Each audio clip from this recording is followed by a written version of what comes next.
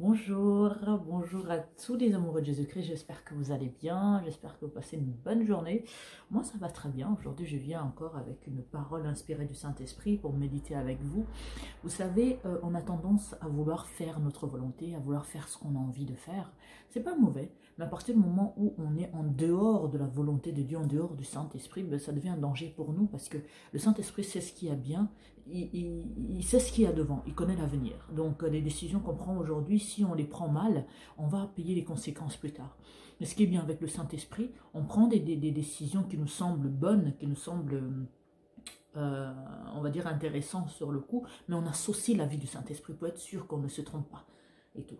Parce que le Saint-Esprit a tendance à nous parler, mais si nous-mêmes on n'est pas d'accord, si nous-mêmes on reste ferme dans notre position, ben on demeure dans la mort. Donc un chrétien qui n'est pas d'accord avec le Saint-Esprit, c'est un chrétien qui se maintient lui-même dans la mort. C'est un peu comme si euh, que tu es dans une fosse au lion, on te prévient que c'est une fosse au lion, il faut que tu sors de là. Non seulement tu refuses de croire que c'est une fosse au lion, et tu refuses de sortir de là. Donc tu te mets en danger parce que tu n'es pas d'accord avec la vérité qu'on te donne. Le Saint-Esprit, bah, c'est ça son rôle, de nous prévenir du danger qu'il y a devant, de permettre à ce que nous puissions faire attention, que nous ne puissions pas prendre de mauvaises décisions qui vont nous nuire plus tard. Maintenant, c'est quoi son rôle? Il nous communique. Il nous dit attention, ne fais pas ça, ne prends pas ça comme décision. Mais si nous, on refuse et on se maintient dans notre propre, dans ce que nous, on veut absolument, ben, on se maintient dans la mort. Donc c'est quoi demeurer dans la mort? C'est de ne pas être d'accord avec le Saint-Esprit. Ceux qui ont tendance à ne pas être d'accord avec le Saint-Esprit l'ont toujours payé cher. Dans la Bible, par exemple, vous avez le roi Sédécias qui a refusé d'être d'accord avec ce que le Saint-Esprit avait révélé au prophète Jérémie. Il est venu lui parler et les conséquences étaient irréversibles. Alors bien aimé dans le Seigneur, vous qui vous entêtez à faire votre volonté, vous que quand le Saint-Esprit vous parle, vous dit ah Dieu comprendra, je veux faire ci, je veux faire ça, vous demeurez dans la mort. Vous avez beaucoup de femmes, beaucoup d'hommes qui veulent se marier. Je prends un cas concret parce que un pasteur à l'époque, ça fait un moment maintenant, à l'époque il m'avait dit qu'il avait 13 ans de ministère, etc. Bon, je me suis dit que bon, c'est un pasteur, enfin c'est un chrétien quand même qui a appris à être à l'écoute, du moins à obéir à la parole de Dieu. Mais le jour où il a trouvé sa dulcinée, hein, selon lui en tout cas, il voulait se marier, ben, la personne me demande hein, qu'est-ce que j'en pense, et puis je reste à l'écoute du Saint-Esprit pour savoir ce qu'il en est. Et puis bon, la réponse n'était pas positive, mais le pasteur en question n'était pas prêt d'accepter ni de tolérer que ce soit le contraire de ce que lui il avait déjà décidé dans son cœur d'épouser quand même cette femme. Bien aimé dans le Seigneur, on peut être pasteur, on peut être chrétien depuis un moment, ou né de nouveau depuis un mois ou depuis 5 minutes. Si on n'est pas à l'écoute du Saint-Esprit, on est perdu, on demeure dans la mort, on est comme tous les païens. Alors, il n'y a pas de différence entre eux et nous. Alors, s'il vous plaît, ne vous maintenez pas vous-même dans la mort. Parce que beaucoup de personnes aujourd'hui, bon, je prends l'exemple du mariage, pour ne pas citer d'autres, parce qu'il y en a énormément, il y a des gens qui se marient. Tu demandais à Dieu, Seigneur, est-ce que je veux ça? Bon, ton cœur est déjà, on va dire, à fond, tu aimes déjà la personne, tu veux l'épouser, mais tu n'as pas associé le Saint-Esprit avant, tu n'as pas posé la question avant pour éviter d'ouvrir ton cœur et que ça devienne difficile à te détacher de cette personne. Donc, quand le Saint-Esprit vous dit que non, c'est pas l'homme de ta vie, c'est pas la femme de ta vie, oh ben non, la personne regarde déjà les sentiments qui se sont salés et son désir absolument de faire de cette personne, que cette personne fasse partie de sa vie. Du coup, la personne refuse d'être à l'écoute du Saint-Esprit. Et demain, qu'est-ce qui se passe? On a des drames qu'on voit aujourd'hui. Alors faites attention. Arrêtez de vous maintenir vous-même dans la mort. Maintenez-vous dans la vie. En écoutant tout le temps la vie du Saint-Esprit et en laissant le Saint-Esprit agir en nous. Qu'il ait toujours le dernier mot parce qu'il nous aime. Tout ce qu'il veut, c'est notre bonheur. Tout ce qu'il veut, c'est que nous puissions avancer dans ce monde sereinement, en paix, sans avoir à tomber dans les pièges que le diable nous met devant. Donc je vous invite à méditer 1 Thessaloniciens chapitre 4 verset 8, 1 Thessaloniciens chapitre 2 verset 13, Jérémie 39 5 à 9 que je vais vous lire d'ailleurs, Jérémie 37 verset 18 et pour terminer Jérémie 37 verset 1 à 2. Donc aujourd'hui on parle du fait de le fait qu'un chrétien qui se maintient dans la mort, ben, en fait c'est celui qui n'est pas toujours d'accord avec le Saint-Esprit. Parce que si tu es de temps en temps d'accord avec le Saint-Esprit, c'est un problème. Si tu n'es pas du tout d'accord avec lui, c'est un problème. Parce que quand on n'est pas d'accord avec le Saint-Esprit, on a tendance à toujours prendre des décisions contraires et échouer dans nos projets et dans nos décisions.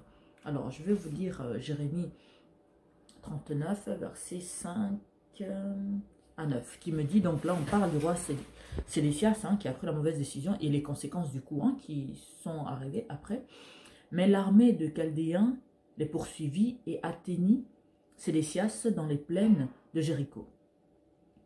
Ils le prirent et le firent monter vers Nebuchadnezzar, roi de Babylone, à Ribla, dans le pays de Hamath. Et il prononça contre lui une sentence. Le roi de Babylone fit égorger à Ribla les fils de Sédécias. Vous voyez, il perd ses enfants, donc ils sont tués en sa présence. Et le roi de Babylone fit aussi égorger tous les grands de Juda. Puis il fit crever les yeux à Sédécias et le fit lier avec ses chaînes d'airain pour l'emmener à Babylone. Les Chaldéens brûlèrent par le feu la maison du roi et les maisons du peuple, et ils démolirent les murs de Jérusalem. Nebuzaradon, chef des gardes, emmena captifs à Babylone ceux du peuple qui étaient demeurés dans la ville, ceux qui s'étaient rendus à lui et le reste du peuple. Donc là, on voit que le roi Sédécias, non seulement il n'a pas écouté la prophétie que Dieu lui avait envoyée, donc le Saint-Esprit avait communiqué au prophète Jérémie, donc pour qu'il puisse prendre de bonnes décisions et éviter justement la mort au sein de ses enfants, son peuple, etc.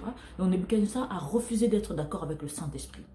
Et par rapport au fait que lui n'est pas d'accord avec le Saint-Esprit, regardez toutes les conséquences que les autres qu'il y a eu au sein de ses enfants et son peuple. On tue ses enfants, on les égorge devant lui, on lui crève les yeux, on l'emmène en captivité. Une partie de son peuple est aussi emmenée en captivité. Pour ceux qui se sont rendus, les autres ont été tués. Donc, vous voyez un peu les conséquences de ne pas être à l'écoute du Saint-Esprit, de ne pas être d'accord avec le Saint-Esprit. On a toujours insisté dans cette chaîne, on vous a toujours invité à être à l'écoute du Saint-Esprit. Ce n'est pas pour faire joli, ce n'est pas pour vous embêter, mais c'est pour vous aider à prendre des bonnes décisions et à ne pas subir des conséquences irréversibles graves plus tard. Parce que ne pas être d'accord avec le Saint-Esprit, c'est demeurer dans la mort, c'est tout.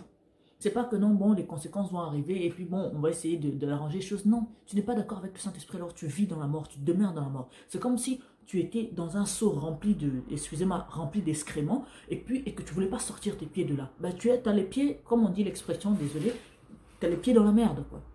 Quand tu n'es pas d'accord avec le Saint-Esprit, tu demeures dans la mort.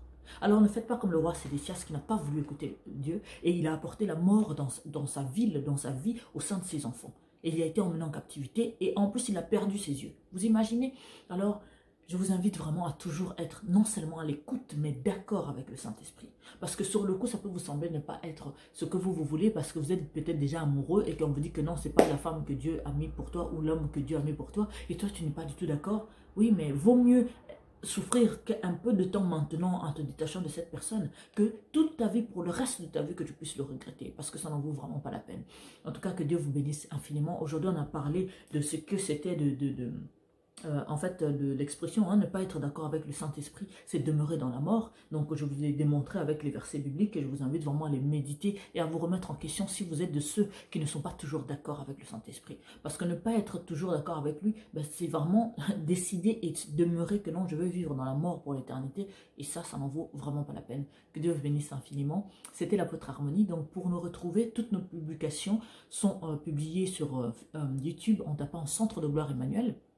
Donc la chaîne qui est aussi le nom de l'église, et on vous invite aussi à nous contacter si vous le souhaitez, donc via les pages que nous avons, donc apôtre Olivier Cambola officiel et apôtre Harmonie.